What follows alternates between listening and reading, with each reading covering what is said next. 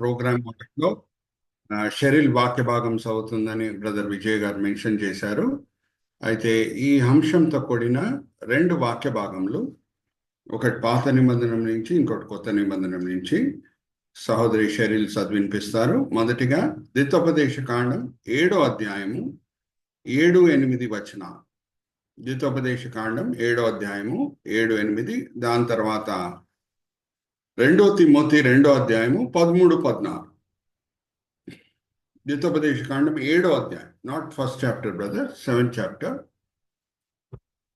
Versus 7 and 8. మా Sheryl చదివినిపించమ్మా.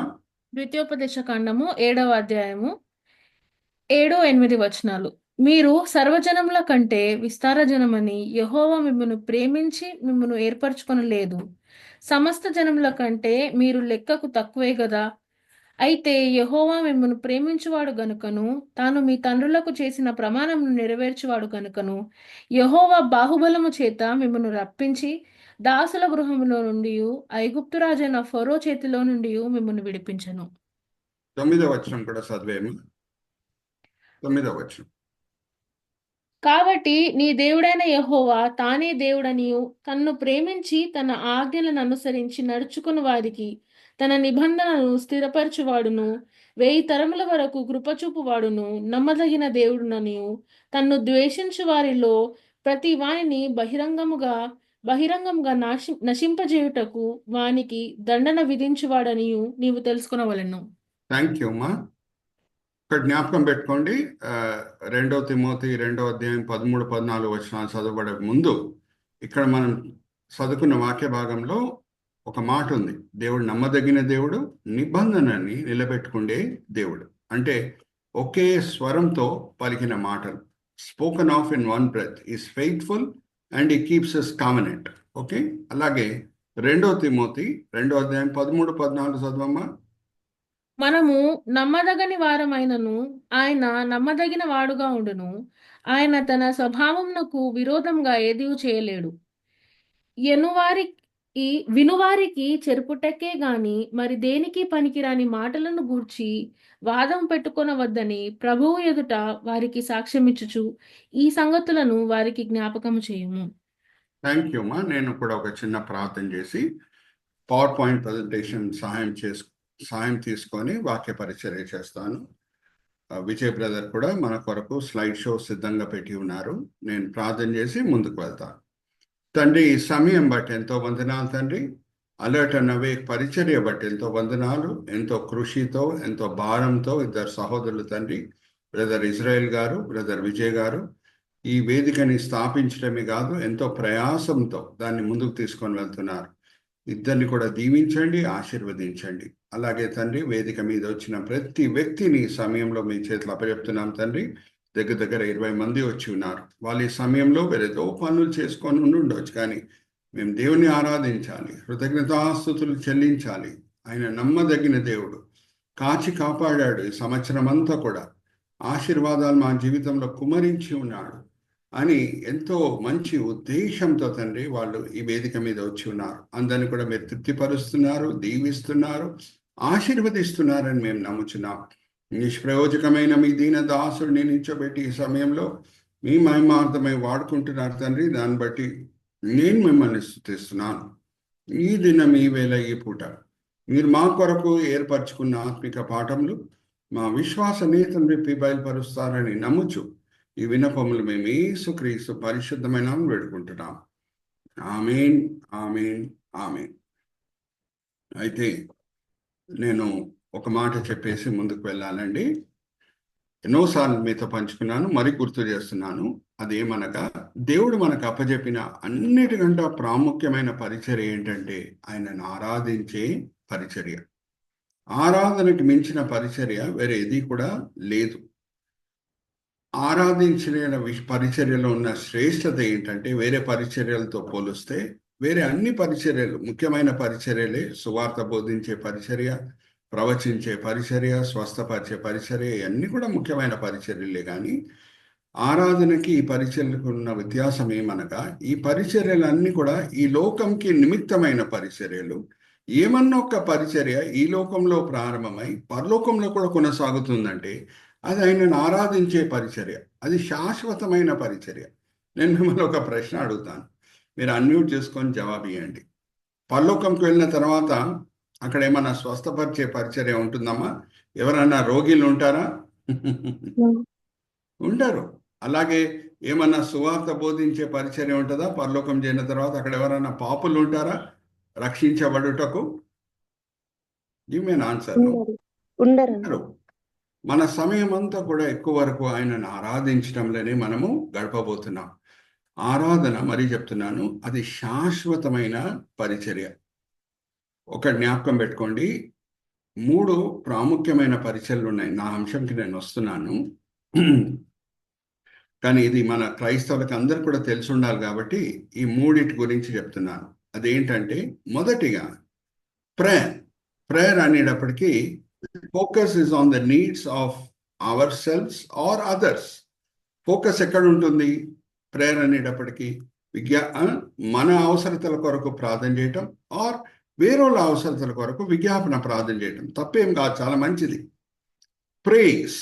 Praise ఏంటంటే దేవుని స్తుతించుట, ఆయన దగ్గర నుంచి పొందిన మేలు బట్టి. హల్లెలూయా, ప్రైజ్ ది లార్డ్.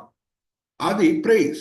కానీ వర్షిప్ అనేది, దేవుని ఆరాధించేది అనేది, దాని ఫోకస్ ఎక్కడ ఉంటుందంటే దేవుని మంచితనం బట్టి. హల్లెలూయా, ప్రైజ్ ది లార్డ్. ఆయనలో ఉన్న మంచి గుణముల బట్టి. ఆయన ఈరోజు మన ప్రార్థనలకి జవాబిస్తున్నాడు అని అంటే, ఆయన మన జీవితంలో దీవెనలు కుమరిస్తున్నాడంటే ఆయన మంచి దేవుడు కాబట్టి. Hallelujah, praise the lord. So that is the difference between prayer, praise and worship. శాశ్వతమైన పరిచర్య, ఆయనను ఆరాధించే పరిచర్య. ఆయన్ని ఆరాధించే విషయంలో దేవుడు మన జీవితంలో కుమరించిన దీవెనలు బట్టి ఆయన స్తుతించడం మంచిదే, కానీ అన్నిటికంటే శ్రేష్టమైనది ఏమంటే ఆయన ఏమై ఉన్నాడో దాన్ని బట్టి ఆయనను ఆరాధించడం మనము నేర్చుకోవాలి. నేను ఇంకా నా అంశంకి రాలేదు, అడుగు బై అడుగు, మెట్టు బై మెట్టు నేను వెళ్తున్నాను. నేను మిమ్మల్ని ఒక ప్రశ్న అడుగుతాను, దాని తర్వాత షెరిల్ యెషయా గ్రంథం 6వ అధ్యాయం మొదటి 2 వచనాలతో సిద్ధంగా ఉంటుంది. మరి చెప్తున్నాను, యెషయా గ్రంథం 6వ అధ్యాయం మొదటి 2 వచనాలు. ప్రశ్న ఏంటంటే, దేవదూతలు తినే ఆహారం ఏంటి చెప్పండి? అన్మ్యూట్ చేసుకొని. చాలా ఈజీ క్వశ్చన్ కదా. దేవదూతలు తినే ఆహారం మన్నా. Very good, right answer. అయితే దేవదూతలు దేవుణ్ణి ఎలాగ ఆరాధిస్తున్నాయో ఒకసారి మనం చూద్దాం. యెషయా గ్రంథం 6వ అధ్యాయం మొదటి 2 వచనాలు. యెషయా గ్రంథం 6వ అధ్యాయం మొదటి 2 వచనాలు. రాజైన ఉజ్జియా మృతి నొందిన సంవత్సరమున అత్యున్నత సింహాసనమందు ప్రభువు ఆసీనుడై ఉండగా నేను చూచితిని. ఆయన చొక్కాయి అంచులు దేవాలయం నిండుకొనెను. ఆయనకు పైగా శరాపులు నిలిచి ఉండిరి. ఒక్కొక్కరికి 6 రెక్కలుండెను. ప్రతివాడు 2 రెక్కలతో తన ముఖమును, రెంటితో తన కాళ్లను కప్పుకొనుచు, రెంటితో ఎగురుచుండెను. 3వ వచనంకి వచ్చాము. వారు సైన్యములకు అధిపతియగు యెహోవా పరిశుద్ధుడు, పరిశుద్ధుడు, పరిశుద్ధుడు, సర్వలోకము ఆయన మహిమతో నిండి ఉన్నది అని గొప్ప స్వరముతో గాన ప్రతిగానములు చేయుచుండిరి. వారి థ్యాంక్ యూ అమ్మా. ప్రభువా, ఈ దినం మేము కడుపు నిండా మన్నా తిన్నాం ప్రభువా, హల్లెలూయా, ప్రైజ్ ది లార్డ్ అని అంటున్నాయా దేవదూతలు? కాదు. దేవునిలో ఉన్న ఒక అనేక మంచి గుణంలో ఒక ప్రత్యేకమైన గుణం, ఆయన పరిశుద్ధత బట్టి దేవుణ్ణి దేవదూతలు ఆరాధిస్తున్నాయి. సో ఆరాధనకు వచ్చే ఒక ఆరాధనతో కూడిన ఒక ప్రాముఖ్యమైన విషయం మనం ఏం అర్థం చేసుకోవాలంటే, ఆరాధన ఏదో మనము దేవుని దగ్గర నుంచి పొందామని ఆయనను ఆరాధించం, కానీ మన దేవుడు ఏమై ఉన్నాడో దాన్ని బట్టి ఆయనని ఆరాధించటే నిజమైన ఆరాధన. సో ఇక్కడ మన దేవదూతలు గమనిస్తే ఏం చేస్తున్నాయి? దేవుల్లో ఉన్న ఒక అనేక మంచి గుణంలో ఒక మంచి గుణము ఆయన పరిశుద్ధత బట్టి దేవుణ్ణి ఆరాధిస్తున్నాయి. సో ఈ దినము సంవత్సరం చివరిలో మనం ఉన్నాం కాబట్టి దేవుల్లో ఉన్న అనేక మంచి గుణంలో ఒక మంచి గుణము ఆయన నమ్మదగిన దేవుడు. దాన్ని బట్టి మనం ఆయనని ఆరాధించే బదులమై ఉన్నాం. ఇప్పుడు మనము పవర్ పాయింట్ స్లైడ్స్ కూడా మనం చూద్దాము. నేను ఆ వాక్య భాగం కూడా చదివించాను సహోదరి షెరిల్ చేత. ఇక్కడ చూడండి, ద్వితోపదేశ కాండం 7వ అధ్యాయం 9వ వచనం. Know therefore that Lord your God is God, the faithful God who keeps covenant. మన దేవుడు నమ్మదగిన దేవుడు, ఆయన నిబంధనని నిలబెట్టుకుండే దేవుడు. నేను హీబ్రీ భాషలో నమ్మకత్వం గురించి వాడబడిన పదం ఏంటో అది కూడా మీకు చూపిస్తున్నాను. ఏమునా, ఏమునా, అక్కడ చూడండి, చక్కగా విజయ్ బ్రదర్ కూడా కర్సర్ పెట్టి చూపిస్తున్నారు. దాని జూయిష్ నొటేషన్ కూడా ఏంటో కర్సర్ పెట్టి చూపిస్తున్నారు చూడండి. అలాగే గ్రీక్ భాషలో వాడబడిన పదం ఏంటంటే దేవుని నమ్మకత్వం బట్టి పిస్టిస్, దాంతో కూడిన గ్రీక్ లాంగ్వేజ్ నొటేషన్ కూడా చూపిస్తున్నారు చూడండి మన విజయ్ బ్రదరు. రెండిటి అర్థం ఒక్కటే. అదేంటంటే లాయల్టీ. లాయల్టీ అంటే ఒక వ్యక్తి పట్ల ఒక ప్రేమ కలిగి ఉండుట, ఒక వ్యక్తితోనే ఉండుట. ఆయన ఎలాగున్నా సరే, ఆయనలో లోటుబాట్లు ఉన్నా సరే, ఏ ప్రేమ, ఏ నమ్మకం ఆ వ్యక్తితో సంబంధం కుదిరించుకున్నప్పుడు ఉందో అదే నమ్మకం, అదే ప్రేమ కలిగి ఉండుట సమయం అయ్యే కొలది కూడా దాన్ని యమునా ఆర్ పిస్టిస్ అని అంటారు. అంటే అది ఇంకొక వ్యక్తి ఎవరి పట్ల మనం నమ్మకంగా ఉంటున్నామో ఆయన ఎలాగున్నా సరే మనం నమ్మకంగా ఉండుట, దాన్ని ఎటువంటి నమ్మకత్వం అంటారు అని అంటే హీబ్రీ భాషలో ఏమునా, ఏమునా అనే నమ్మకత్వం, గ్రీక్ భాషలో పిస్టిస్ అనే నమ్మకత్వం. అందుకే పౌలు భక్తుడు 2 తిమోతి 2:13 ఏమని రాస్తున్నాడు, మనం నమ్మకంగా లేకపోయినా సరే ఆయన నమ్మదగిన దేవుడు. హల్లెలూయా, ప్రైజ్ ది లార్డ్. ఈ దినము చక్కని సాక్ష్యములు మనం విన్నాం. ఇప్పుడు సాక్ష్యములు ఎవరెవరు పంచుకున్నారో వాళ్ళు కూడా అన్మ్యూట్ చేసుకొని ఎవరైనా ఒకరు చెప్పొచ్చు. మీరు దేవుని దగ్గర నుంచి పొందిన మేలు అది ఏదో మీరు చాలా మంచి వాళ్ళయి ఉండి పొందారా, లేకపోతే కొన్ని బలహీనతలు ఉన్నా సరే ఆయన నమ్మకత్వం బట్టి ఆ బహుమానాలు పొందారా, ఆ దీవెనలు పొందారా? గివ్ మీ నమ్మకత్వం అండి. ఆయన నమ్మకత్వం. ఏదో మనం పరిపూర్ణమని కాదు, ఏదో మనము ఆ దీవెనలకి అర్హులమని కాదు, ఆయన నమ్మకత్వం బట్టి ఇది మనం పొంది ఉన్నాం. హల్లెలూయా, ప్రైజ్ ది లార్డ్. సో ఇంకొకటి కూడా మనం జ్ఞాపకం పెట్టుకోవాలి. ద్వితీయోపదేశకాండం 7:9 ఏ స్వరంతో ఆ నమ్మకత్వం అనే పదం వాడబడిందో ఆ పలకబడిందో అదే స్వరంతో నిబంధన అనే మాట కూడా వాడబడింది. నిబంధనని నమ్మకత్వంని విడిదీయడానికి లేదు. Both are going side by side. They travel hand in glove are they travel hand in hand. Okay, so నమ్మకత్వంని నిబంధనని మనం విడిదీయడానికి వీలు ఉండదు. ఎక్కడ నమ్మకత్వం అనే మాట వాడబడిందో అక్కడే నిబంధన అనే మాట కూడా వాడబడింది. క్రైస్తవంగా మనకి నిబంధన అలాగే ఇంకొకటి ఒప్పందం, ఈ రెండింటి మధ్యన వ్యత్యాసం ఏంటో తెలిసి ఉండాలి. ఇంగ్లీష్లో సీతో కూడిన వర్డ్స్ ఉంటాయి, కావనెంట్ అండ్ కాంట్రాక్ట్. ఈ కావనెంట్కి కాంట్రాక్ట్కి మధ్యన ఉన్న వ్యత్యాసం ఏంటో మనకు తెలిసి ఉండాలి. ఓకే, సో ఇప్పుడు నేను ఇంకొక స్లైడ్కి వెళ్తున్నాను. నెక్స్ట్ స్లైడ్కి ఇక్కడ చూడండి. రేపు మిమ్మల్ని ఎవరన్నా అడిగితే నిబంధనకి ఒప్పందంకి మధ్యనున్న వ్యత్యాసం ఏంటో మీరు చెప్పగలగాలి. ఓకే, ఇక్కడ పాయింట్ 1 హెడ్డింగ్ అయితే మీరు చూడండి, difference between a contract and a covenant. First point ఏంటంటే, ఫస్ట్ వ్యత్యాసం ఏంటంటే, కాంట్రాక్ట్ ఆర్ ఒప్పందము ఎవరి మధ్యన జరుగుతుందంటే it is always between 2 parties of equal stature. నా దగ్గర భూమి ఉంది, బ్రదర్ విజయ్ దగ్గర ఆ భూమిని డెవలప్ చేయటకు నైపుణ్యం ఉంది. సో మా ఇద్దరి మధ్యన నిబంధన జరగదు కానీ కాంట్రాక్ట్ ఆర్ ఒప్పందం జరుగుతుంది. దాంతో కూడిన షరతులు అవన్నీ కూడా ఉంటాయి. It is always between 2 parties of equal stature, contract. కానీ నిబంధన అనేది is always between a higher party and a lower party. Hallelujah, praise the Lord. ఇప్పుడు శారీరకంగా బలంగా ఉన్న భర్త బలహీనమైన ఘటం భార్యతో ఆయన ఒప్పందం చేయడు పెళ్ళి అప్పుడు, కానీ నిబంధన చేస్తాడు. ఏమనంటే జీవితాంతం నేను నిన్ను పోషిస్తాను, సంరక్షిస్తాను అని నిబంధన చేస్తాడు, కానీ ఒప్పందం చేయడు. అందుకే పెళ్ళిని నిబంధన అనే మాటతో వర్ణింపబడింది. కానీ పెళ్ళిని వర్ణించే సమయంలో లేఖనము నిబంధన అనే మాట వాడుతుంది, కానీ ఒప్పందం అనే మాట వాడదు. ఇప్పుడు నేను మరి సహోదరి షెరీల్తో ఈ వాక్య భాగం చదివిస్తున్నాను. అమ్మా చదవమ్మా, మలాకీ గ్రంథం 2:14. మలాకీ గ్రంథం 2:14. ఈ వాక్య భాగం చదవబడిన తర్వాత నేను ఇంకొక ప్రశ్న అడుగుతాను, ఆ ప్రశ్నకు కూడా మీరు జవాబు ఇచ్చడానికి సిద్ధంగా ఉండాలి. ఓకే, మలాకీ గ్రంథం 2:14 అమ్మా. బైబిల్స్ లో కూడా అండర్లైన్ చేసుకోండి. అది ఎందుకని మీరు అడగగా, యవ్వన కాలమందు నీవు పెండ్లి చేసుకొని అన్యాయంగా విసర్జించిన నీ భార్య పక్షమున యెహోవా సాక్షి ఆయను. అది నీ తోటిదై నీవు చేసిన నిబంధనకు పాత్రురాలు గదా, నీ నువ్వు పెండ్లి చేసిన దాచకమా. నిబంధనకు పాత్రులారు కదా. చూడండి, తో she is your partner, wife of your marriage covenant. Now I'm asking you very elementary question. పెళ్లిని వర్ణించుటకు లేఖనము ఒప్పందం అనే మాట వాడుతుందా, కాంట్రాక్ట్ అనే మాట వాడుతుందా, లేకపోతే నిబంధన అనే మాట వాడుతుందా, కామనెంట్ అనే మాట వాడుతుందా? కవనెంట్. Covenant, covenant. అలాగే మనం గమనిస్తే నెక్స్ట్ వ్యత్యాసం ఏంటో కూడా మనకు తెలిసి ఉండాలి, నిబంధనకి అలాగే ఒప్పందంకి. Brother, let's go back to that slide shows. Point number 2, ఒప్పందంలో షరతులు ఉంటాయి, నిబంధనలు కూడా షరతులు ఉంటాయి. ఒప్పందంలో ఇద్దరి మధ్యన ఒప్పందం జరిగిన తర్వాత ఇద్దరిలో ఎవరన్నా ఒక్కరు ఒప్పందంతో కూడిన షరతులని మీరితే ఒప్పందము రద్దయిపోతుంది.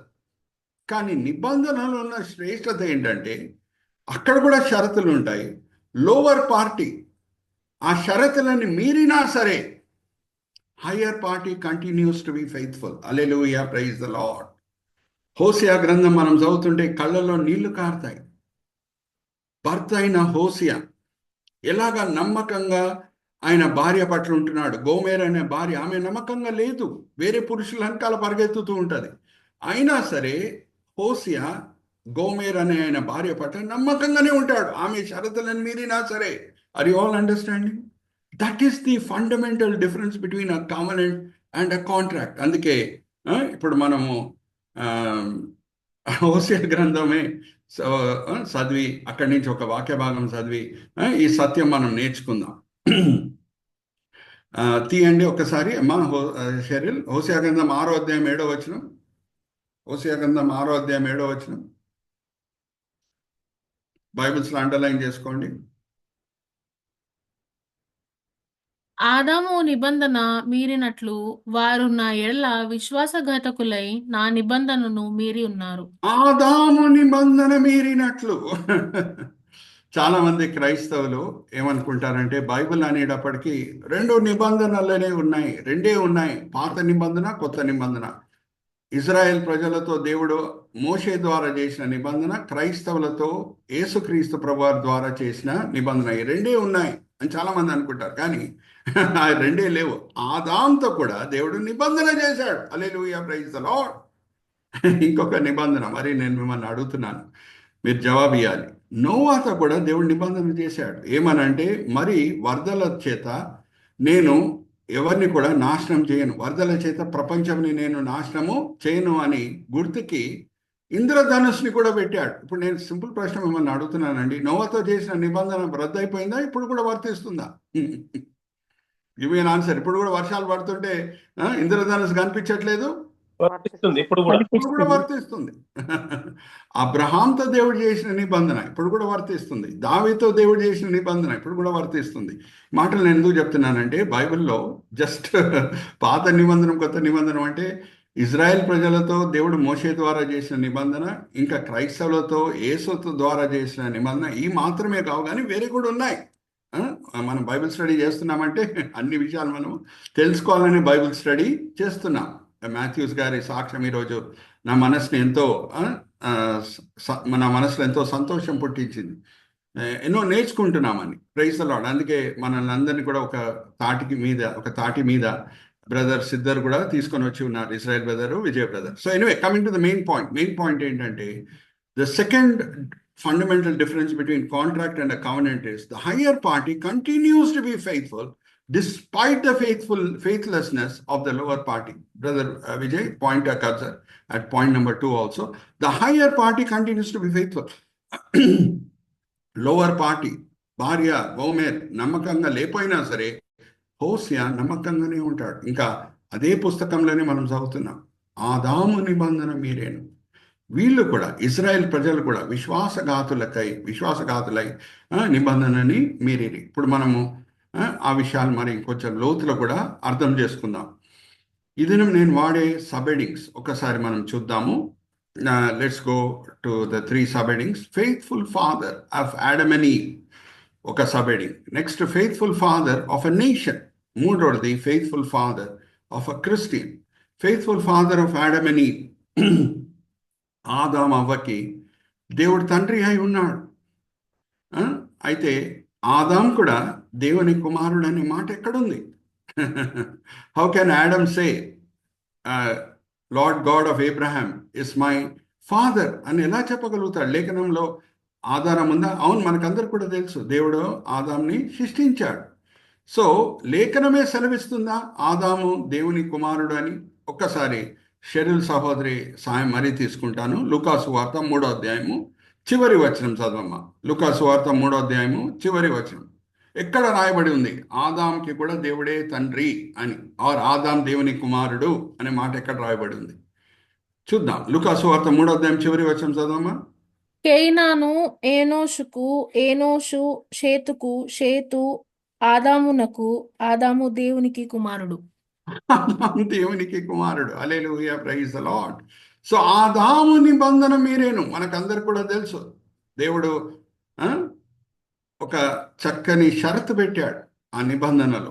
ఏమనంటే ఈదెన్ తోటలో ఉన్న అన్ని చెట్ల నుంచి నువ్వు పండ్లు తినొచ్చు, కానీ జ్ఞానం ఇచ్చే చెట్టు జోలికి నువ్వు వెళ్ళొద్దు అని దేవుడు ఆజ్ఞాపించినా సరే ఆదామవ్వ నిబంధనని మీరారు. మనకందరు కూడా తెలుసు. అదే హోషేయ గ్రంథం 6వ అధ్యాయం 7వ వచనంలో మనము చదువుకున్నాం.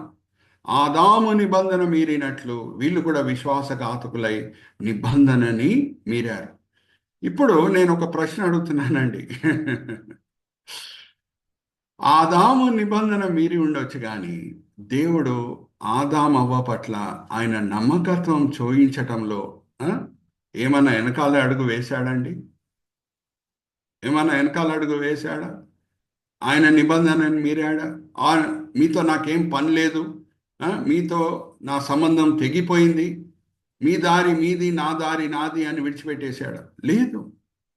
Very good. You can unmute and give me an answer. Cheryl has given very right answer. No. He is not snapped relationship with them. ఇక్కడ చూడండి ఈ పిక్చర్లో కూడా వాళ్ళు దిగంబరీలు అని గ్రహించినప్పుడు చెట్టు వెనకాల దాక్కొని అంజురప్ప చెట్టు ఆకులతో వాళ్ళ సిగ్గుని కప్పుకుండే సమయంలో అది సరి అయిన భద్రత అనేది అంజురప్ప ఆకు ఇయ్యదు. సో ప్రభువారు ఏం చేశారు? ఒక నిర్దోషమైన జంతు, అది యేసుని సూచించే జంతు, దాన్ని చంపి వీళ్ళ సిగ్గుని దాని చర్మంతో కప్పుతున్నాడు. Hallelujah, praise the lord. Then I'm asking you a question.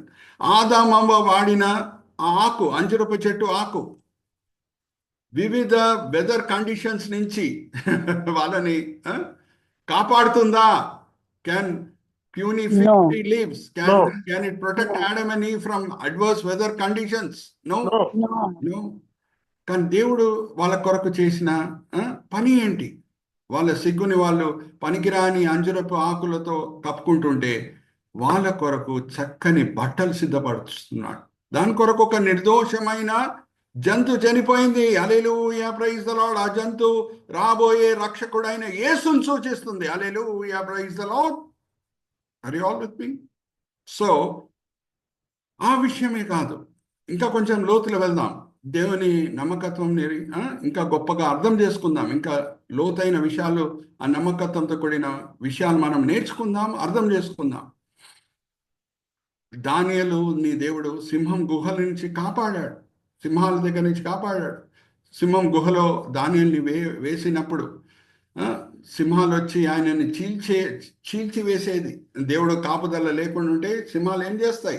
మనుషులను చూడంగానే అటువంటి భయంకరమైన సింహాలు చీల్చి వేసేస్తాయి. దానియేలు శత్రువులని చీల్చి వేసేసినాయంట కొన్ని రోజులు. నెక్స్ట్ డే మనం గమనిస్తే ఆ కథలో ఉన్న ఒక ప్రత్యేకత ఏంటంటే, సాయంత్రం వేళ దానియేలుని సింహం గుహ లోపల వేశారు. అంటే దానియేలు శత్రువులు ఏంటంటే, ఆకలితో ఉన్న సింహాలకి దానియేలు డిన్నర్ అయి ఉండాలి అని కోరుకున్నారు. వాళ్ళు అస్సలు అనుకోలేదు నెక్స్ట్ డే వాళ్ళు ఆ సింహాలకే బ్రేక్ఫాస్ట్ అయిపోతారని. Hallelujah, praise the lord. అయితే జాగ్రత్తగా వినండి. ఇప్పుడు మరి మిమ్మల్ని ఒక ప్రశ్న అడుగుతున్నాను.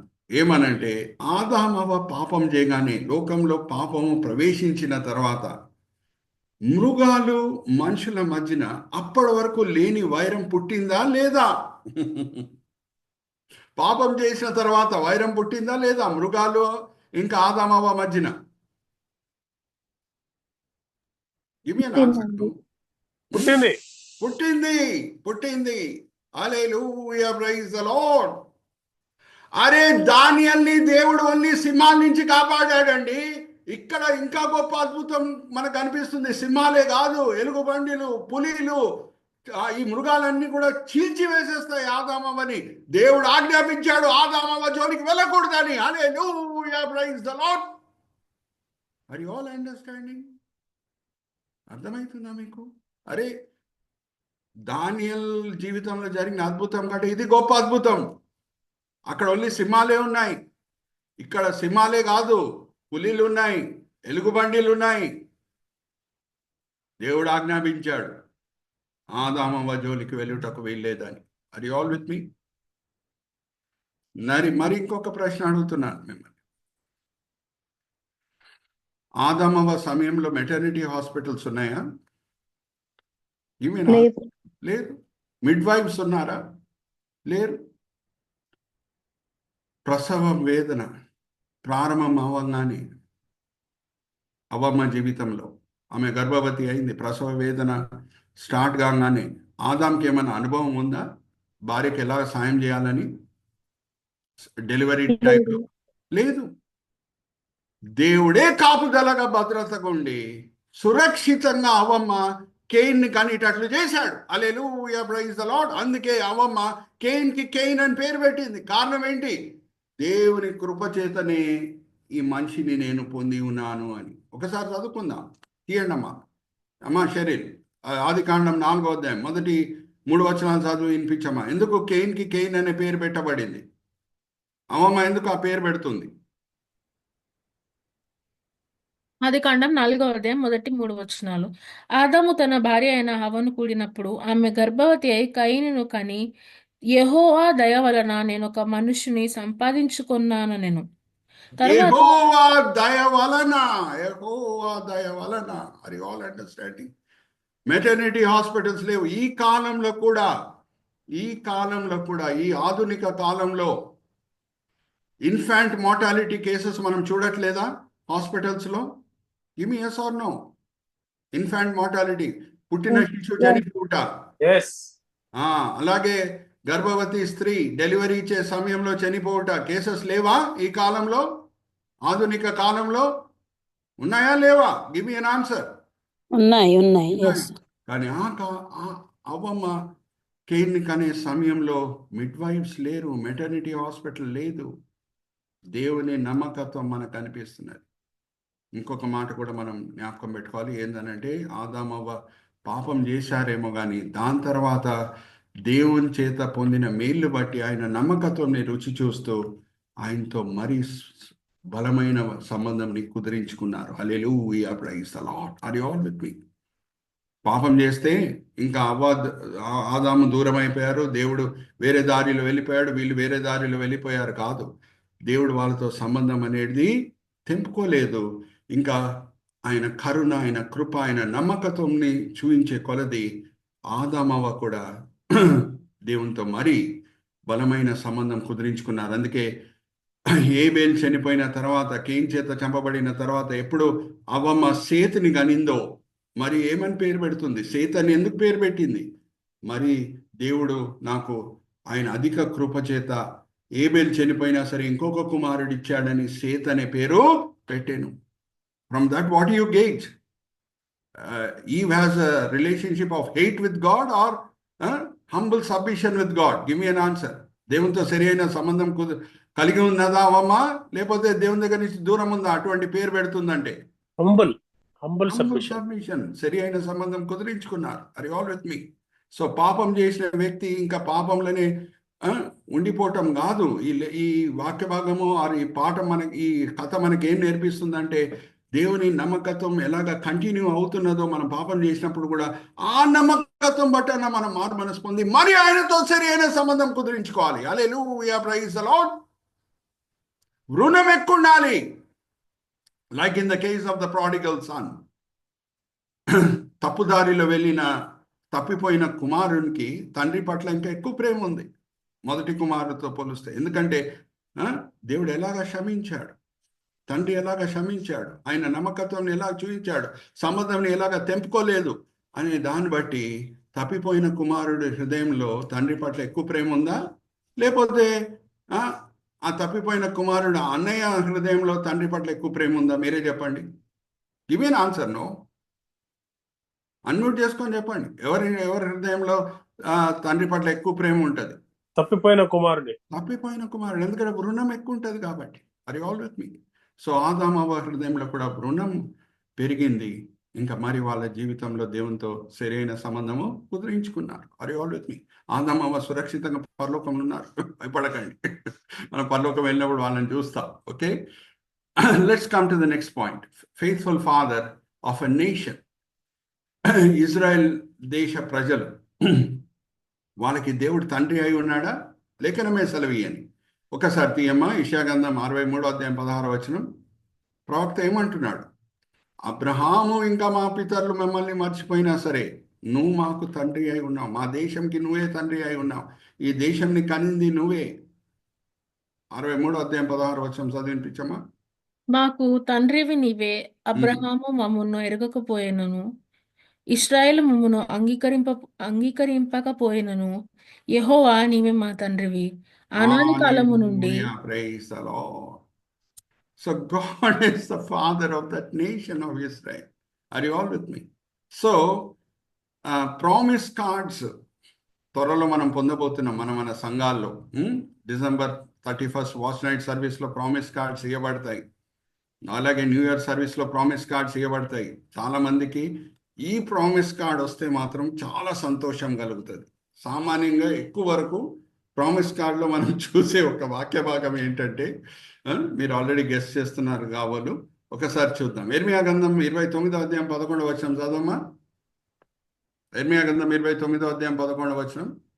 ఎక్కువ ప్రామిస్ కార్డ్స్లో ఈ వచనమే మనము చాలాసార్లు చదువుకుంటాం. 29:11 ఇర్మియా గ్రంథం.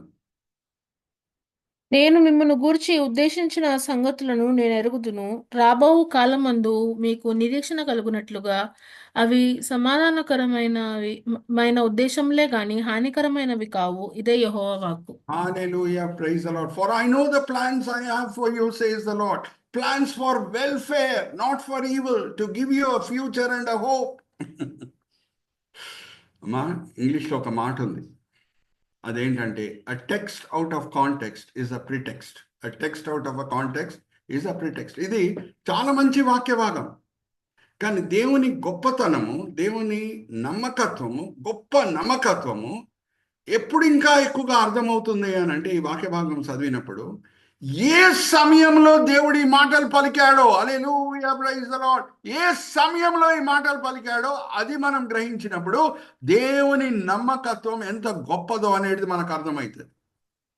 ఇర్మియా 29:11 మనం చదువుతాం, కానీ ఇర్మియా 9 మొదటి 3 వచనాలు ఎప్పుడన్నా చదువుతామా? ఏ సందర్భంలో ఈ మాటలు పలకబడినాయి? ఒకసారి చూద్దాం, తీయండి మా 29 అదే ఇర్మియా గ్రంథం 29 మొదటి 3-4 వచనాలు చదవమ్మా. షరీర్ బ్రదర్ కూడా మనకి ఆ స్క్రిప్చర్ పోర్షన్ డిస్ప్లే చేస్తారు.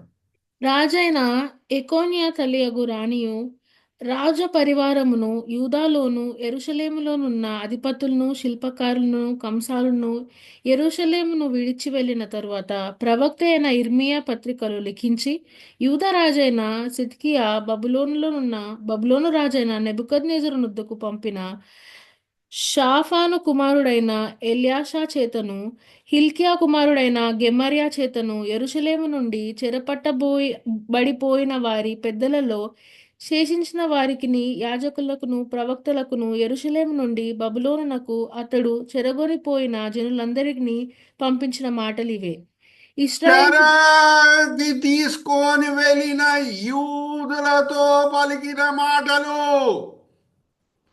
బాబిలోన్ రాజు యూదులని చెరకి తీసుకొని వెళ్ళాడు అని అంటే వాళ్ళు ఏదో మంచి పని చేశారా అందుకు తీసుకొని వెళ్ళాడా, లేకపోతే వాళ్ళు విగ్రహారాధన చేశారు కాబట్టి ఆయన చెరకి తీసుకొని వెళ్ళాడా? అడుగుతున్నా మిమ్మల్ని. Unmute and give me an answer. No, చెరకు తీసుకొని పోయాడు అని అంటే వీళ్ళు ఏదో మంచి పని చేశారు కాబట్టి బాబిలోన్ రాజు వాళ్ళని చెరకు తీసుకొని వెళ్ళాడా, లేకపోతే వీళ్ళు దేవునికి విరోధంగా తిరుగుబాటు చేసి విగ్రహారాధన చేశారు కాబట్టి దేవుని శిక్షకి పాత్రులయ్యారు కాబట్టి చెరలో ఉన్నారా ఇప్పుడు? విగ్రహారాధన చేశారు. విగ్రహారాధన చేసినప్పుడు are you all understanding? Please understand. అరే వీళ్ళు విగ్రహారాధన చేసినప్పుడు దేవుని ప్రేమని చూచుటకు వీళ్ళకి ఏం అర్హత లేదు, కానీ ఆయన నమ్మకత్వం చూడండి, ఆయన గొప్ప నమ్మకత్వం చూడండి. ఇక్కడ ఎటువంటి మాటలు పలుకుతున్నాడు ఆ విగ్రహారాధికులతో. మీ పట్ల నా ఉద్దేశంలన్నీ కూడా మంచివే. Hallelujah, praise the lord. I have a plan to give you a good future. అక్కడ మారు మనసు పొందుతున్నారు యూతులు, దేవుని నమ్మకత్వాన్ని రుచి చూస్తున్నారు, ప్రేమను రుచి చూస్తున్నారు. వాళ్ళకి మంచి నాయకులు ఇస్తున్నాడు దేవుడు. దానియేలు లాంటి నాయకుడు, షాద్రాక్ మేషాక్ అబేద్నెగో లాంటి నాయకులు, అలాగే ఎస్తర్ లాంటి నాయకురాలు, మొర్దెకాయి లాంటి నాయకుడిని ఇచ్చి ఆయనే భద్రతగా కాపుదల గుండి 70 సంవత్సరాల అనుభవం తర్వాత మరి వాళ్ళని నమ్మకంగా తిరిగి ఇజ్రాయెల్ దేశంకి తీసుకొని వస్తున్నాడు. హల్లెలూయా, ప్రైజ్ ది లార్డ్. వాళ్ళ మంచితనం బట్ట కాదే ఈ మాటలు పలకబండి. దేవుని నమ్మకత్వం అది చూపిస్తుంది. దేవుడు నిబంధనని నిలబెట్టుకునే దేవుడు. వీళ్ళు షరతులను మీరినా సరే ఆయన నమ్మకత్వం మారదు. ఆయన నమ్మకత్వం మారదు. యెరెమీయా పలికిన మాటలు ఎప్పుడు నెరవేర్చబడినాయి? తీయండమ్మా, ఎజ్రా గ్రంథం 1వ అధ్యాయం 1వ వచనం. దాని తర్వాత ఇంకా కొంచెం లోతులో మనం వెళ్దాం. దేవుడు ఎంత గొప్ప దేవుడు అని గ్రహించి ఆయనను స్తుతిద్దాం, ఆరాధిద్దాం. మన హృదయాల్లో అంత గొప్ప దేవుని పట్ల ప్రేమని, రుణంని నూతనపరుచుకుందాం. ఎజ్రా గ్రంథం 1వ అధ్యాయం 1-2 వచనాలు చదవమ్మా. పారసీక దేశపు రాజైన కోరేషు ఏలుబడిలో 1వ సంవత్సరమందు ఇర్మియా ద్వారా పలకబడిన తన వాక్యం నెరవేర్చుటకై యెహోవా పారసీక దేశపు రాజైన కోరేషు మనస్సును ప్రేరేపింపగా అతడు తన రాజ్యమందంతట చాటింపు చేయించి వ్రాత మూలంగా ఇట్లు ప్రకటన చేయించెను. పారసీక దేశపు రాజైన కోరేషు ఆజ్ఞాపించినదేమనగా, ఆకాశ మండలి దేవుడైన యెహోవా లోకమందున్న సకల జనములను నా వశము చేసి యూదా దేశమందున్న యెరూషలేములో తనకు మందిరమును కట్టించుమని నాకు ఆజ్ఞ ఇచ్చి ఉన్నాడు. కావున మీలో ఎవరు ఆయన జనులై ఉన్నారో వారు యూదా దేశమందున్న యెరూషలేమునకు బయలుదేరి యెరూషలేములోని దేవుని మందిరమును, అనగా ఇశ్రాయేలుల దేవుడైన యెహోవా మందిరమును కట్టవలెను. హల్లెలూయా, ప్రైజ్ ది లార్డ్. వీళ్ళు చెరలో ఉన్నారు. చెరలో ఉన్నప్పుడు వీళ్ళు చిన్న వేలు కూడా ఎత్తలేదు. కోరేష్ రాజు వీళ్ళని పరిపాలించే సమయంలో దేవుడు కోరేష్ రాజు మనసుని ప్రేరేపించి కదిలింపజేసి తిరిగి వాళ్ళ వాగ్దాన దేశం వెళ్ళేటట్లు చేస్తున్నాడు. Hallelujah, praise the lord. Are you all understanding? ఇంకా ప్రకటన గ్రంథం నేను ధ్యానించినప్పుడు కూడా ఈ మాటలు మీతో పంచుకున్నాను, మరి గుర్తు చేస్తున్నాను. ఈ లోకంనున్న 7 రాజ్యములు ఏంటి? లోకంని పరిపాలించిన రాజ్యములు అంటే మొదటిగా ఐగుప్తు, దాని తర్వాత అషూర్లు, 3వది బాబిలోన్, 4వది మాద్య పార్షికులు, 5వ రాజ్యము మనం గమనిస్తే గ్రీక్ రాజ్యం, 6వ రాజ్యం రోమా రాజ్యం, 7వది రాబోయే క్రీస్తు విరోధి రాజ్యం. అయితే జాగ్రత్తగా వినండి, ఆ భయంకరమైన దుష్టుడు, దేవదూషణ చేసే దుష్టుడు, చివరి బాబిలోన్ రాజు బెల్షజార్ ఉండుంటే, ఆయన గురించి మనం దానియేలు గ్రంథం 5వ అధ్యాయంలో చదువుకోవచ్చు. ఆ భయంకరమైన దుష్టుడు, విగ్రహారాధన చేసే దుష్టుడు, దేవుని పరిశుద్ధమైన నామంని దూషించే దుష్టుడు అయిన బెల్షజార్ బాబిలోన్ రాజుగా ఉంటూ ఇంకా లోకంని పరిపాలిస్తూనే ఉంటే, దేవుని ప్రజలైన ఇజ్రాయెల్ ప్రజలు, బాబిలోన్ చెరలో ఉన్న వాళ్ళకి విడుదల అనేది కలిగేదా?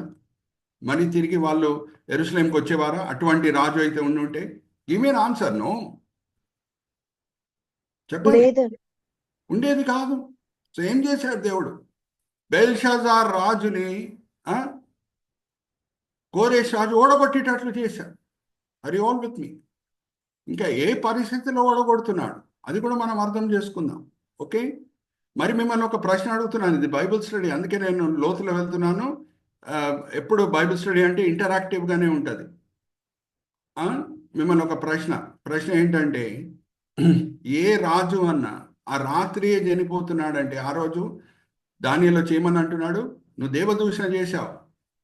ఆ చెయ్యి వచ్చి ఆ డోర్ గోడ మీద ఏమని రాస్తుంది, మెనే మెనే తేకే లోపార్సెన్, అంటే ఈ రాత్రి వేళనే నువ్వు దేవుని చేత శిక్షింపబడతావు, నువ్వు చనిపోతావు. ఓకే, ఏ రాజు అన్నా ముందే తెలుసుంటే కోరేష్ రాజు ఆయనకు విరోధంగా యుద్ధంకి వస్తాడు, ఆ రాత్రి వేళ వస్తాడు, వచ్చి చంపేస్తాడంటే పార్టీ పెట్టుకుంటాడమ్మా? ఏమైనా ఆన్సర్ నువ్వు పెట్టుకోడు కదా. ఆయనకు తెలియదు కోరేష్ రాజు ఆ రాత్రి వచ్చి యుద్ధం చేస్తాడు, ఈయన చంపేస్తాడని తెలియదు. అందుకే పార్టీ పెట్టుకున్నాడు. ఆ సమయంలో బాబిలోన్ రాజ్యం ప్రపంచంని పరిపాలిస్తున్నది. ఇప్పుడు మనం అందరూ కూడా ప్రార్థన చేయాలి, యుఎస్ ప్రెసిడెంట్ డొనాల్డ్ ట్రంప్ని ఎవరు కూడా చంపకూడదని. ఆయన దీర్ఘాయుషు జీవితం జీవించి దేవుని కొరకు సేవ చేసి అప్పుడే దేవుని చేత పిలిపింపబడాలని మనం ప్రార్థన చేయాలి. కానీ ఒక ప్రశ్న అడుగుతున్నాను మిమ్మల్ని. వైట్ హౌస్ లోపల దూరి, US presidential palace white house లోపల దూరి డొనాల్డ్ ట్రంప్ని అలాగ చంపేయవచ్చా ఎవరన్నా? Give me an answer. Security ఉండదు, హై సెక్యూరిటీ. అరే లోకంని పరిపాలించే బెల్షాజార్ రాజు నీ రాత్రి వేళనే కోరేష్ రాజు చంపేశాడంటే ఎలాగ వీలైంది? ఆ ప్రవచనం నెరవేర్చబడిందంటే ఎలాగ వీలైంది? ఆ భయంకరమైన దుష్టుడు చనిపోయాడు కాబట్టి ఇప్పుడు కోరేష్ రాజు లోకంని పరిపాలించడం స్టార్ట్ చేశాడు. ఆయన కింద ఉన్న యూదులని ఆజ్ఞాపిస్తున్నాడు, మీరు తిరిగి వెళ్ళిపోవచ్చు, యెరూషలేంకి వెళ్ళిపోవచ్చు, వెళ్ళి మరి అక్కడ నివసించవచ్చు, పాలు తేనె ప్రవహించే దేశంలో నివసించవచ్చు, దేవుని కొరకు మీ ఆలయం కట్టుకోవచ్చు అని అంటున్నాడు. అదే ఆ దుష్టుడు అయిన బెల్షాజార్ ఉంటే అది అయ్యేది కాదు. సో ఇక్కడ జ్ఞాపకం పెట్టుకోండి, బెల్షాజార్ లోకంని పరిపాలిస్తున్నాడంటే ఆయన మూర్ఖుడు కాదు. ఆయనకు కూడా ఇంటెలిజెన్స్ సోర్సెస్ ఉన్నాయి, స్పైస్ ఉన్నారు, దూతలు ఉన్నారు, ఏమేమి ఎక్కడెక్కడ జరుగుతుంది అనేది ఆయనకు తెలుసు. కానీ ఒక్కటి ఆయనకి ఏం తెలియదు అంటే ఆ రాత్రి వేళని కోరేష్ రాజు యుద్ధంకి వస్తాడని ఆయనకు తెలియదు.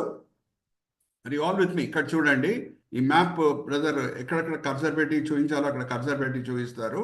మాదియా పార్షియా, రెండు మీడియా అండ్ పర్షియా అని ఉంది చూడండి, అది అక్కడ ఉంది. ఇప్పుడు బాబిలోన్కి వెళ్ళాలంటే రెండు నదులు దాటాలి, టైగ్రిస్ నది దాటాలి, యూఫ్రటిస్ నది దాటాలి. చూడండి ఎంత చక్కగా విజయ్ బ్రదర్ టైగ్రిస్ నది మీద కర్సర్ పెట్టి చూపిస్తున్నారు, అలాగే యూఫ్రటిస్ నది మీద కూడా కర్సర్ పెట్టి చూపిస్తున్నారు. అది దాటితేనే బాబిలోన్ రాజ్యం దగ్గర రావడానికి వీలవుతుంది. ఇప్పుడు మరి మిమ్మల్ని ఒక ప్రశ్న అడుగుతున్నాను. ప్రశ్న ఏంటంటే, విశాలమైన కోరేష్ సైన్యం అది టైగ్రిస్ నది దాటాలి, అలాగే యూఫ్రటిస్ నది దాటాలంటే అది సమయంతో కూడిన పని, ఎన్నో ఏర్పాట్లు చేయాలి, అప్పుడే ఆ సైన్యము ఆ నదులను దాటడానికి వీలవుతుంది. ఆ దాటే సమయంలో, ఎందుకంటే అది వెంటనే ఒక దినంలో జరిగే పని కాదు, ఎన్నో బోట్లు అరేంజ్ చేయాలి, గుర్రాలు, ఇంకా వేరే సైనికులు అందరినీ కూడా ఇక్కడి నుంచి అక్కడ దాటిపించాలి, రెండు నదులు దాటాలి. ఆ సమయంలో ఖచ్చితంగా కబురు వెళ్తుంది బెల్షాజార్ రాజుకి. ఏమనంటే, అరే కోరేష్ రాజు వస్తున్నాడు సైన్యంతో, మనం సిద్ధపాటు కలిగి ఉండాలి. అరే ఆ రాత్రి వేళ ఎలాగొచ్చాడు కోరేష్ రాజు? వచ్చినప్పుడు బాబిలోన్ సైన్యం సిద్ధంగా ఉన్నట్టు మనకేమైనా కనిపిస్తుందా? Give me an answer. సిద్ధంగా ఉండుంటే అంత సులభంగా వచ్చి చంపేసేవాడా? సిద్ధంగా ఉన్నట్టు మనకు అనిపిస్తుందా? లేదు. అయితే ఏం జరిగింది? అనేక సార్లు దానియేలు గ్రంథం 5వ అధ్యాయం మనం చదువుతాం, కానీ ఇంత లోతులో మనం వెళ్ళం కావచ్చు. ఏం జరిగింది ఆ రాత్రి వేళ చూద్దాం. ఇంకా కోరేష్ రాజు కూడా పుట్టలేదు, దేవుడు ముందే ప్రవచించాడు కోరేష్ రాజు గురించి. బైబిల్లో 7 వ్యక్తులు ఉన్నారు, వాళ్ళ పేర్లు వాళ్ళు ఇంకా పుట్టలేదు, దానికంటే ముందే దేవుడు ప్రవచించారు. ఆ 7 ఎవరు? మొదటిగా ఇష్మాయిల్, దాని తర్వాత ఈసాకు, మూడవది సొలొమోన్ రాజు, 4వ రాజు జోసియా రాజు, 5వ వ్యక్తి కోరేష్ రాజు, 6వ వ్యక్తి యోహాన్, 7వ వ్యక్తి ఎవరు కాదు, మన రక్షకుడైన యేసు. అయితే కోరేష్ రాజు ఇంకా పుట్టలేదు, దేవుడు ఏమని ప్రవచిస్తున్నారు ఒకసారి తీయండి అమ్మా. యెషయా గ్రంథం 44వ అధ్యాయం 27, 28 బైబిల్స్ అండర్లైన్ చేసుకోండి. 44వ అధ్యాయము 27, 28. నేనే నీ నదులను ఎండజేయుచున్నాను, ఎండిపోమని ప్రవాహముతో నేనే చెప్పుచున్నాను. కోరేషుతో నా మంద కాపరి నా చిత్తమంతయు నెరవేర్చువాడా అని చెప్పువాడను నేనే. నదులని ఎండిప్పజేస్తున్నాను. హల్లెలూయా, ప్రైజ్ ద లార్డ్. ఆయన నా గొర్రెల కాపరి, ఇజ్రాయెల్ దేశంకి ఆయన కాపరి. నా కాపరి వలన ఇజ్రాయెల్ దేశంకి ఏ నష్టము కూడా కలగడానికి వీల్లేదు. హల్లెలూయా, ప్రైజ్ ద లార్డ్. మేలే కలుగుతుంది. హల్లెలూయా, ప్రైజ్ ద లార్డ్. నదులని ఎండిప్పజేస్తున్నాను. అరే, ఎర్ర సముద్రంని పాయలు చేసిన దేవుడు, పొర్లే యోర్దాన్ నదిని పాయలు చేసే దేవుడు ఒక రాత్రి వేళ టైగ్రిస్ నదిని, యూఫ్రటీస్ నదిని పాయలు చేయలేడా? పాయలు చేయగలుగుతాడు. హల్లెలూయా, ప్రైజ్ ద లార్డ్. అదే జరిగింది. ఈ అద్భుతం గురించి చాలా మంది మాట్లాడారు. ఆర్ యు ఆల్ విత్ మీ? నదులను పాయలు చేస్తానని చెప్పిన దేవుడు ఎంత చెప్పండి, టైగ్రిస్ నదిని, యూఫ్రటీస్ నదిని పాయలు చేయటము. అందుకు సులభంగా, స్పీడ్గా, వేగంగా, ఇంకా బెల్షాజర్ రాజుకు తెలవకుండానే ఆ కోట వరకు కోరెష్ రాజు సైన్యం వచ్చేసింది. Are you all with me? Are you all understanding? Yes or no? స్పందించండి brother Vijay. Please show the windows of other participants also. నా విండో ఒక్కటే కనిపిస్తుంది నాకు. Okay, anyway, coming to the main point. ఇప్పుడు జాగ్రత్తగా వినండి. బాబిలోన్ రాజ్యం చుట్టూ కూడా కోట ఉంటుంది. కోట ఉంటుందా? కోట ఉంటుంది. ఓకే, మరి ఆ కోట ద్వారంలని అనుకుందాం. కోరేష్ రాజు దగ్గర అన్ని ఆయుధాలు ఉన్నాయి, వస్తువులు ఉన్నాయి. ఆ కోట ద్వారంలను ఇరగొట్టాడు. ఇరగొడితే సౌండ్ వస్తుంది అవతల వైపు, అవునా కాదా? మరి బాబిలోన్ సైన్యం సిద్ధపడిపోతుంది. అరే, వచ్చేసాడు కోరేష్ రాజు, గోడలను ఇరగొడుతున్నాడు, తలుపులను ఇరగొడుతున్నాడు అని ఆ శబ్దం చేత బాబిలోన్ సైన్యం సిద్ధపడిపోతుంది, అవునా కాదా? కానీ ఏమైంది ఆ రాత్రి వేళ? ఏమైంది చూద్దాం. నెక్స్ట్ స్లైడ్కి మనం వెళ్దాం. దేవుడు ఇచ్చిన ప్రవచించిన మాటలు ఏంటి కోరేష్ రాజు గురించి? 44వ అధ్యాయం 27-28 చివరి వచనము. ఆ thought is continuing in to the 45th chapter verses 1 and 2. సొదొమ షెరిల్ 45వ అధ్యాయం 1-2 వచనాలు. ఇది గ్రేట్ స్టీఫెన్ లాంగ్టన్ గారు చేసిన పొరపాటు. ఈ 44వ అధ్యాయం అక్కడ ఎండ్ చేసి 45వ అధ్యాయం కొత్తగా స్టార్ట్ చేస్తున్నాడు. Actually it's a continuity of thought, it's continuity of the subject. ఆయన అక్కడ బ్రేక్ చేసి ఉండకూడదు 44వ అధ్యాయాన్ని. స్టీఫెన్ లాంగ్టన్ గారు ఆయనే బైబిల్ని అధ్యాయాలుగా విభాగించాడు. ఇదొక పొరపాటు. ఇంకా ఎన్నో పొరపాట్లు ఉన్నాయి. ఆయన ఎలాగ బైబిల్ని చాప్టర్ వైజ్ డివిజన్ చేసినప్పుడు ఏమేమి పొరపాట్లు చేశాడో అది ఇంకొకసారి నేను మీతో పంచుకుంటాను. 45వ అధ్యాయం 1వ వచనం చదవమ్మా. అతని పక్షమున జనములను జయించుటకు నేను అతని కుడిచేతిని పట్టుకొని ఉన్నాను. నేను రాజుల నడికట్లను విప్పెదను, ద్వారములు అతని ఎదుట వేయబడకుండా తలుపులు తీసేదను అని. తలుపులని తీసేదను, ద్వారములని తీసేదను. హల్లెలూయా, ప్రైజ్ ద లార్డ్. యానిమేషన్ చూపించండి విజయ్ బ్రదర్. చూడండి, తలుపులు తెరవబడుతున్నాయి. ఏమైంది? బైబిల్ పండితులు, చరిత్రకారులు ఏమంటారంటే, కోరేష్ రాజు 2 దూతలు, సీక్రెట్ దూతలు బాబిలోను రాజ్యం అవతల వైపు, ఆ ద్వారం అవతల వైపు ఉన్నారు. వీళ్ళందరూ కూడా మత్తయి, బాగా ద్రాక్షారసం దాగి మత్తయి పడిపోయి నిద్రపోయే సమయంలో, యుద్ధం కొరకు సిద్ధపాటు లేని సమయంలో కోరేష్ సైన్యం వచ్చేసింది. ఎందుకంటే యూఫ్రటీస్ నది, టైగ్రిస్ నది దాటి వచ్చేసింది. వీళ్ళు ఇంకా మత్తులోనే ఉన్నారు, ఇంకా పార్టీ మూడ్లోనే ఉన్నారు, బాగా ద్రాక్షారసం దాగి అందరు పడుకొని ఉన్నారు. ఈ 2 దూతలు ఏం చేశారు అంటే, సీక్రెట్ స్పైస్ ద్వారములని తీసేశారు, ఆ గేట్స్ లోపల నుంచి విప్పేశారు. అందుకు కోరేష్ రాజు లోపల దూరగలిగాడు. ఆ రాత్రి వేళని దూరి రాజభవనం లోపల వెళ్ళి బెల్షాజార్ని చంపేశాడు. హల్లెలూయా, ప్రైజ్ ద లార్డ్. సింపుల్ ప్రశ్న అండి. ఆ తలుపులను ఇరగొట్టి వస్తే లోపల, తలుపులను ఇరగొట్టడం ఈజీ పనా? వెంటనే అయిపోతుందా? ఒక సుత్తితో కొడితే తలుపులు ఇరిగిపోతాయా? బాబిలోన్ కోట చుట్టూ ఉన్న తలుపులు ఇరిగిపోవు కదా. ఇంకా శబ్దం వస్తుంది. శబ్దం వస్తే ఏమవుతుంది? బాబిలోన్ సైన్యం సిద్ధపడుతుంది యుద్ధం కొరకు. బాబిలోన్ సైన్యం సిద్ధపడినప్పుడు అంత ఫైనల్గా కోరేష్ రాజు గెలవచ్చు, వాళ్ళతో యుద్ధం చేసి గెలవచ్చు, ఆ సైనికులను ఓడగొట్టవచ్చు. కానీ వెంటనే ఆ రాజభవనం లోపల వెళ్ళి బెల్షాజార్ని చంపుటకు వీలయ్యేది కాదు. తలుపులను నేను తెరిచేదాన్ని. ఇంకా నేను క్లైమాక్స్కే రాలేదు, క్లైమాక్స్కి వస్తున్నాను. అమ్మా, ఈ భయంకరమైన దుష్టుడు బెల్షజర్ రాజుని దేవుడు చంపి కోరేష్ రాజుని లోకంకి రాజుగా చేసి, జాగ్రత్త వినండి, ఇజ్రాయేలీలని చెర నుంచి విడుదల చేయాలంటే చేయొచ్చు, యుద్ధం కూడా జరగవచ్చు, ఆయన తలుపులు కూడా ఇరగొట్టి లోపల రావచ్చు కోరేష్ రాజు. కోరేష్ రాజు సైన్యము ఇంకా ఈ బెల్షజర్ సైన్యం మధ్యన యుద్ధం కూడా జరగవచ్చు. ఆ యుద్ధం జరిగినప్పుడు కోరేష్ రాజు సైన్యం బలమైంది కాబట్టి బాబిలోన్ రాజు సైన్యం బెల్షజర్ సైన్యం ఓడగొట్టవచ్చు, అనంతా కూడా జరగవచ్చు. కానీ దేవుడు ఎందుకు ఇంత అద్భుత రీతిగా కోరేష్ రాజు బెల్షజర్ని చంపేటట్లు చేశాడు? ఎందుకు ఇంత అద్భుత రీతిగా చేయాలి? మామూలుగా కూడా లోపల తలుపులు ఇరగొట్టి లోపల వచ్చి సైన్యంతో యుద్ధం చేసి దాని తర్వాత కూడా బాబిలోన్ రాజ్యాన్ని ఆయన స్వాధీనపరచుకోవచ్చు కదా. ఎందుకు ఇంత అద్భుతాలు జరిగేటట్లు దేవుడు చేశాడు? Brother Vijay, is it possible to show the other windows? Only ఒక్క విండో కనిపిస్తుంది నాకు, నేను ఒక్కడిని కనిపిస్తున్నా. I'm able to see others. ఎందుకు ఇట్లా అయింది? రీజన్ ఏంటి? ఏం చదువుకున్నాం? ఇర్మియా గ్రంథంలో 29వ అధ్యాయం 11వ వచనం చదువుకున్నాం కదా. చదవలేదా? వాళ్ళు ఇంకా చెరలో ఉన్నప్పుడు, ఇంకా కోరేష్ రాజు కూడా రాలేదు ఆ రోజు రాత్రి వేళ యుద్ధం చేయుటకు. చదువుకున్నాం కదా. మీ గురించి నా ఆలోచనలు ఏమై ఉన్నాయి? మేల్కరమైన ఆలోచనలు ఉన్నాయి.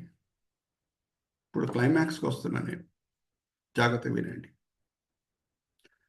కోరేష్ రాజు బాబిలోన్ రాజ్యంని ఎలాగా స్వాధీనపరచుకునేటట్లు దేవుడు చేశాడు అని అంటే, ఎందుకు ఈ అద్భుతాలన్నీ కూడా జరిగినాయంటే, అదే బాబిలోన్ పట్టణంలో వేల కొలది యూదులు ఉన్నారు. అదే బెల్షజర్ రాజుతో ఈయన యుద్ధం చేసి తర్వాత రాజభవనం లోపల వచ్చి బెల్షజర్ రాజుని చంపాలంటే మొదటిగా బాబిలోన్ సైన్యంతో యుద్ధం చేయాలి అని అంటే, ఇక్కడి నుంచి వీళ్ళు ఈటలు విసిరేస్తారు, వాళ్ళు ఈటలు విసిరేస్తారు, వీళ్ళు బాణాలు వేస్తారు, వాళ్ళు బాణాలు వేస్తారు, వాళ్ళు కత్తులు వేస్తారు, వీళ్ళు కత్తులు వేస్తారు.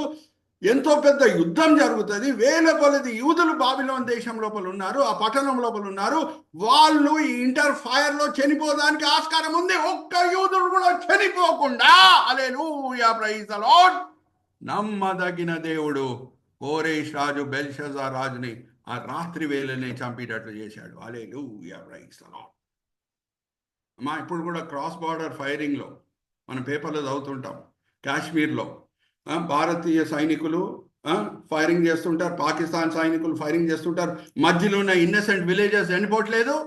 Don't we read it in the media? Give me an answer, yes or no? Cross border firing లో innocent citizens are dying or not? Yes. కానీ ఎలాగా కోరేష్ రాజు ఆ యుద్ధం చేసినట్టు దేవుడు చేశాడు? ఒక్క యూదుడన్నా చనిపోయాడా? లేదే.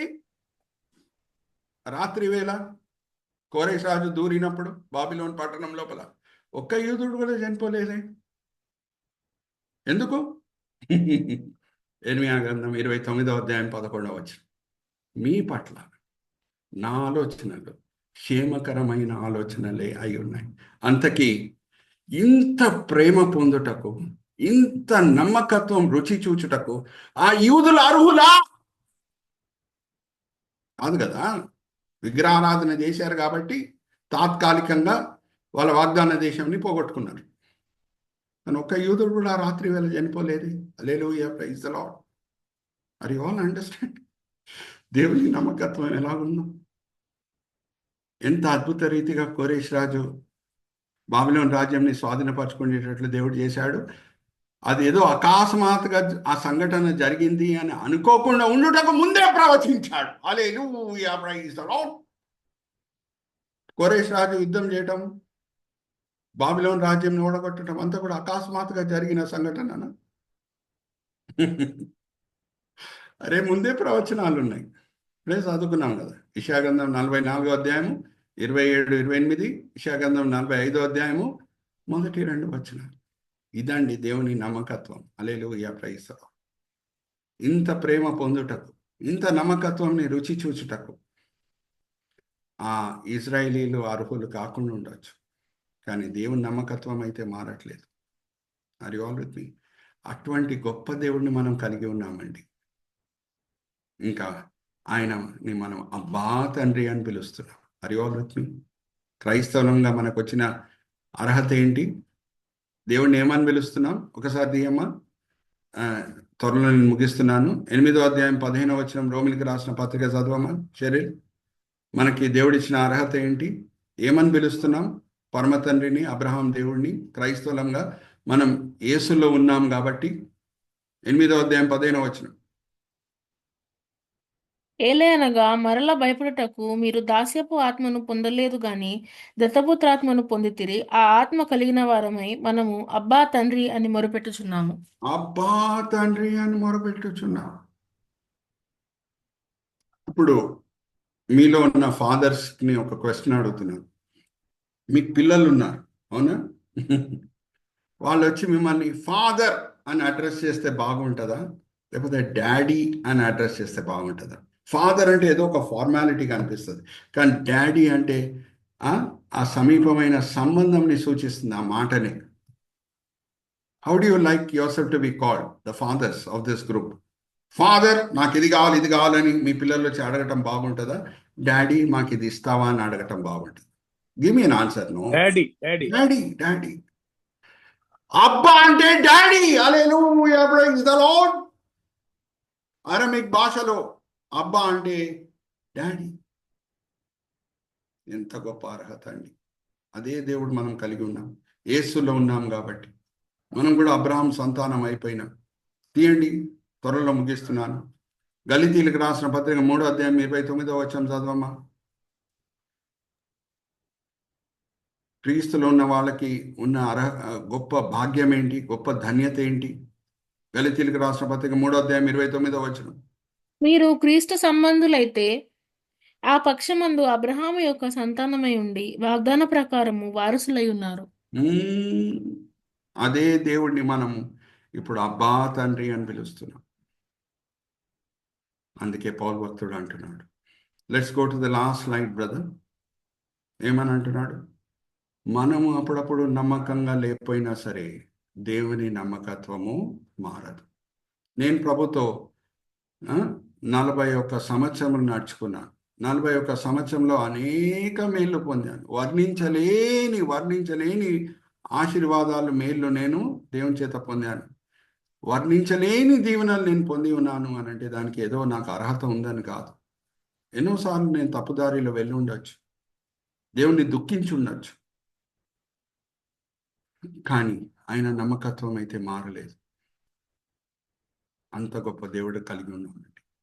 అందుకే సంవత్సరం చివరిలో నాకు కలిగిన ప్రేరేపణ ఏంటంటే, నమ్మదగిన దేవుడు అనే అంశం మనం తీసుకొని ధ్యానించి దేవుని మనము ఆరాధించాలి. అంత నమ్మదగిన దేవుడు మన వైపు ఉండగా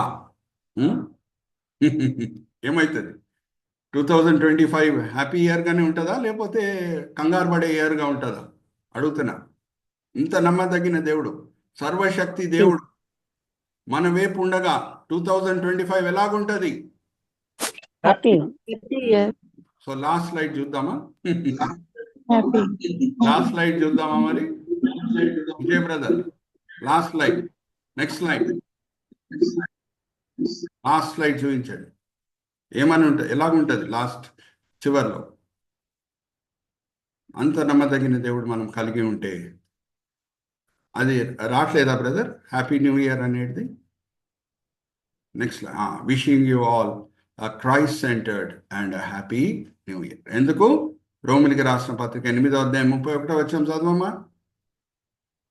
రోమిలికి రాసిన పత్రిక 8వ అధ్యాయం 31వ వచనం. బైబిల్స్లో అండర్లైన్ చేసుకోండి.